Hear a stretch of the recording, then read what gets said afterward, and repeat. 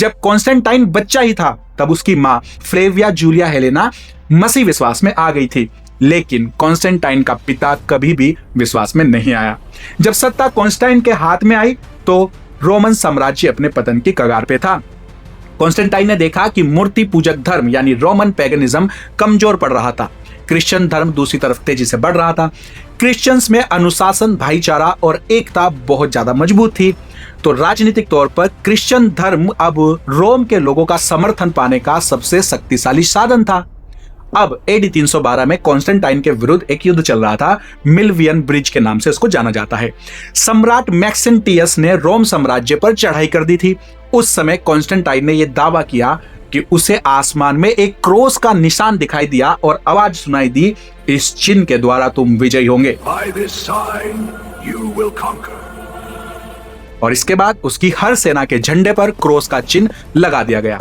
Constantine की सेना ने वो युद्ध बाद में जीत भी लिया और कॉन्स्टेंटाइन ने अपने राज्य में यह घोषणा करवा दी कि क्रिश्चियनों के ईश्वर ने कॉन्स्टेंटाइन को जीत दिलवाई है। इस घोषणा के बाद कॉन्स्टेंटाइन ने एडी 313 में एडिक्ट ऑफ मिलान नाम से एक आदेश जारी करवा दिया कि क्रिश्चियंस पर अत्याचार खत्म किया जाए।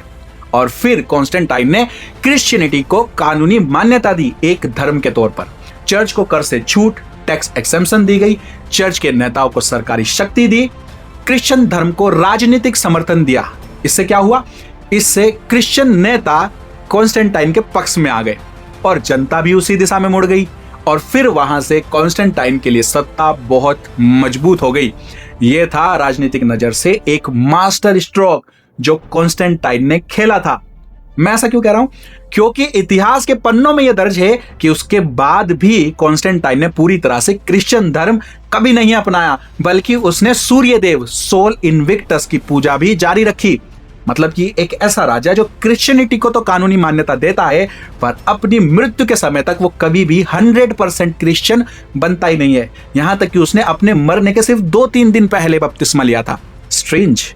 अब आपको लग रहा होगा कि मैं अपनी तरफ से ये सब बातें फेंक रहा हूं। नहीं, ये कॉन्स्टेंटाइन का दर्ज इतिहास है। और ये देखो, ये वो सिक्के हैं जो कॉन्स्टेंटाइन ने बनवाए थे। एक तरफ क्रॉस और दूसरी तरफ सोल यानी सूरज का चिन्ह। जीवन भर उसने दोनों धर्मों के बीच संतुलन गढ़ा। रोमन पैगनिज्म प्लस क्रिश्चियनिटी कॉन्स्टेंटाइन ने ही बनाई थी। ये पूरा वीडियो आप देख सकते हैं हमारे YouTube चैनल WTL पर। चैनल को फॉलो और सब्सक्राइब करना बिल्कुल ना भूले। Thank you. may God bless you।